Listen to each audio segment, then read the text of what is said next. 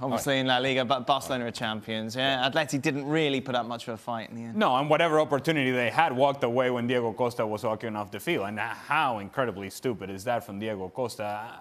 And he knows that he's a player that when he misbehaves, everybody's paying attention. Gee, you cannot run a referee and tell him what he told him. And then that's it. It's red card. And from then on, Atletico Madrid just barely hanging on, hoping for a set piece. It never really came. Barcelona comfortably won this game 2-0. In the end, it was all about Jan Oblak making save after save. That made it closer than it really was.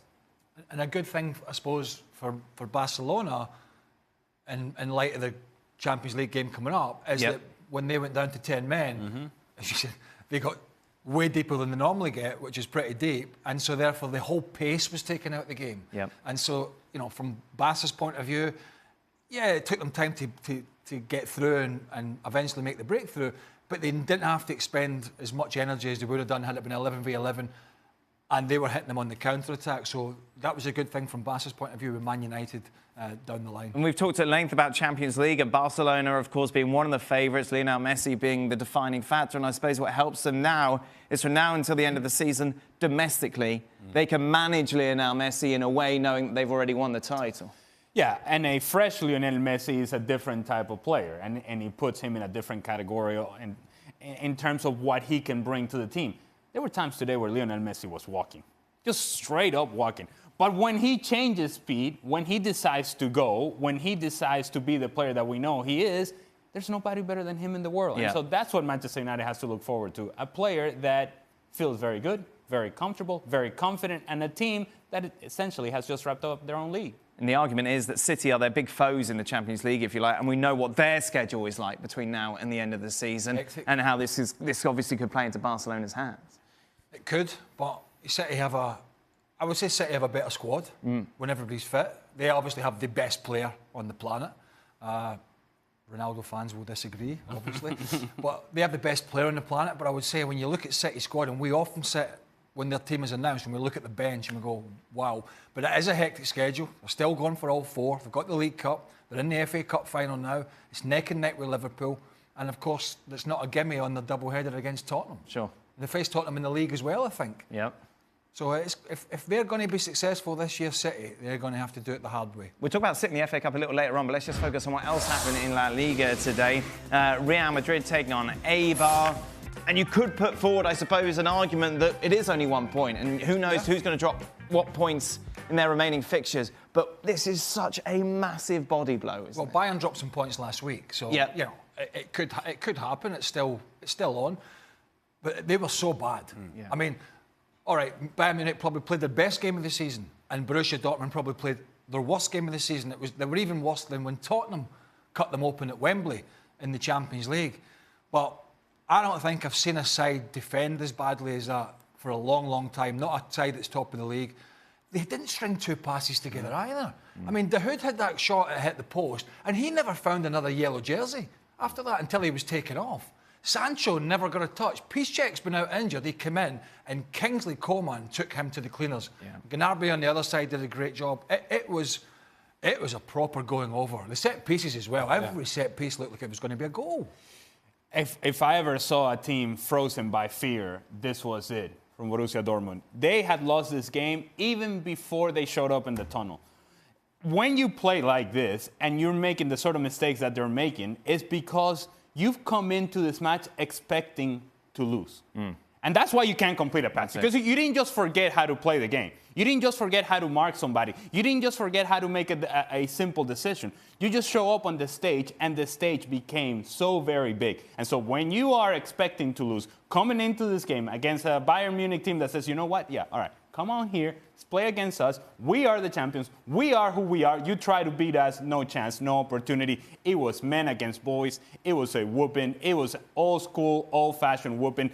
It was only one team on the field, and it may be 1 point in the standings, but it feels like so much bigger than that. How do you regroup if you're Borussia Dortmund? Because you say it's 1 point, but at the moment that feels like a big point after what happened today. Yeah, and there are a lot of young lads in this Dortmund side as well, so that makes it more difficult, I suppose. But I think they've got, and Lucien Favre have got a coach that believes in them. And although he took Zagadou off at half-time and Weigl come on, he's a young man, and I think the coach trusts in these players. They just had a really and I mean really bad day at the office, it's up to the manager now, tomorrow or Monday, whenever they're back in training, to say, listen, that's behind us. We get back to what is taking us to the top of the league, and then we try and knock it out between now and the end of the season and see where it goes. It's not in their hands anymore. Yeah. But they have to hope that Bayern are going to drop some points. But I was disappointed because I thought it was going to be a much more even game. But it wasn't a contest. Nope. No. That's a big problem. So top of table clash then in Germany. Same in Spain today. Barcelona taking on Atletico Madrid. Atleti really need to win to have any sort of argument that we could have a title race in La Liga. Ole Gunnar Solskjaer in the crowd, of course. Which means Barcelona are now 11 points clear. They'll once again be champions of Spain with 7 matches remaining. And the race on, I suppose, if you can call it that, as to who will finish second. Atletico currently 2 points ahead of Real Madrid. Well, we welcome Matteo Bonetti to the show to discuss what happened in Serie A today, and no doubt the big one, obviously, in Turin. Juventus taking on Milan. Let's take you through the highlights of this one. Moise Kean, of course, been very much the subject of a lot of headlines. Milan won, of course, next up for Juve. It's the first leg of the quarter-final of the Champions League. They are big favourites to advance against, of course, an Ajax side who surprisingly knocked out Real Madrid in the previous round. A couple of big talking points going into this is regarding who is going to start this match. Has Moise Kean done enough to get in that starting 11 for Allegri? He absolutely has, and Paulo Dybala continues to be the one big mystery. He did absolutely nothing other than drawing the penalty and scoring the penalty before that. He was one of the poorest players for Juve, and I feel like they've actually had one gear more when Moise Kean comes in. The biggest talking point, obviously, now, Cristiano Ronaldo. Max Allegri said he wants to play, we want to play, and we're just not sure yet, so he's doubtful on it. Pavel Nedved said that Ronaldo wanted to play against Milan, and they had to put the handbrakes on him to keep him away from it so he didn't re-aggravate what he had. So it seems like it's a doubt, maybe a 60% chance of him playing against Ajax. If you're Allegri, how do you handle this Ronaldo situation? Because you know he's knocking down the door. He wants to play. I don't care. I don't play him. That's it? Yeah, I don't take the risk. You've got alternatives, yes. Good alternatives at the moment, who are playing well. You cannot take risks with a hamstring. All the eggs for Juventus now are in this Champions League basket. They've wrapped up the title, more or less, right? So they've arguably got one of the weaker teams, although we saw Ajax do a great job on Real Madrid. I mean, tremendous. And they're no mugs. Save him for the second leg. Give him some more days. Don't rush him back. You take a chance with a hamstring, you might not see him for the rest of the season. It's an unnecessary risk if you're Juventus and you're Allegri. Why? Would be my question. And I don't care if Cristiano Ronaldo is knocking at the door. You just stay behind that closed door and say, all right, keep knocking, buddy. You ain't coming in. The truth of the matter is that you don't need Cristiano Ronaldo to get a good result in that first leg. Yep. And depending on what happens on that first leg, you may not even need him in the second leg. If you're Juventus, you have to have the big picture. If you're Allegri, you have to have the big picture. Cristiano Ronaldo is not going to have the big picture. He wants to play because he is who he is, and he's important and critical to their success. And because he is important and critical to their success, then you have to save him from himself. Say, Cristiano, right now it's not where we need you. We need you later on. Meanwhile, from a Milan perspective, of course, a bit of a blow regarding their top 4 hopes. Atalanta, 1 point behind them, of course, they're in action tomorrow. We'll talk more about their clash with Inter in a moment. But from an AC Milan perspective, obviously they go into this game maybe not expecting points, but they feel they should have got something from this match. Yeah, this is one of the first times I can remember in years where Milan outplayed Juventus over the course of 90 minutes. It's not a case where the scoreline tells the tale of the actual game. Leonardo came out afterwards saying that the referee was an absolute disgrace, that there should have been a penalty on Alexandro. It was a very inexperienced referee, maybe not the personality to make such a big call in that stadium, because that was a penalty call that has been given every time this season in Serie A. Whether or not you agree or disagree with the interpretation of the handball rule, because it's not deliberate, it's irrelevant. That's not part of the rules. That should have been given as a penalty. Granted, Piontek scored moments later, but how would that have affected the game? Also giving a player a yellow, etc. So it was a real blow for Milan. 4 games now, 3 losses. They've been playing pretty dreadfully up until this Juventus game, and just really lacking an identity. I have no idea what Gattuso's trying to transmit to this team in terms of playing style, in terms of what kind of brand of football he wants. Okay, he wants to build it out of the back, but what next? Possession's fine, but what about incisive possession? And that's what Milan are lacking. That's why Piontek has had maybe 1 or 2 chances most each game. They've got VAR in Italy, haven't they? Yeah, So it's still humans, though, at the end of the day. Yeah, no, but my point being is you mentioned the referee being inexperienced, which is fine, but I presume there's a more experienced official who's sitting looking at replays who then didn't direct the referee to go and look at it. No, he told him to go look at it, but this happened 60 seconds later. The referee was there waiting for the instructions.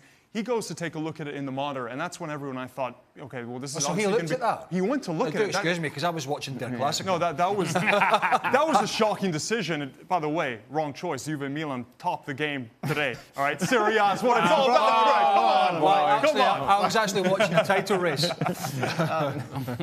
What are you doing? Matteo, everything was going so well, and then you just said that, and then credibility out the door. Now, Inter, of course, in action tomorrow. Big game for them regarding their top 4 chances. The big question is Icardi. First home match, of course, since he's welcomed back to the team. What sort of reception is he going to receive? What sort of performance are we expecting?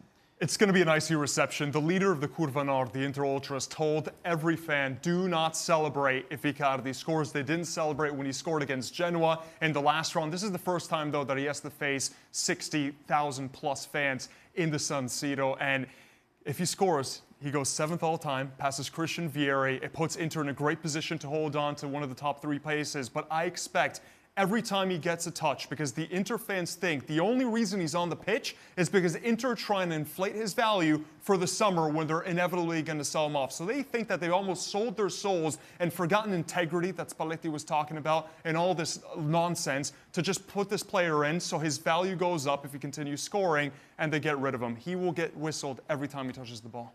He scores a hat-trick, though. Oh, well, maybe. Short memory, right, fans? Fickle Hopefully. fans. Just a reminder of all your matches tomorrow. It all starts with Fiorentina taking on Frosinone, Udinese, Empoli, Cagliari, Spal, Lazio, Sassuolo. You, of course, have got Napoli and Genoa, and it's Inter against Atalanta.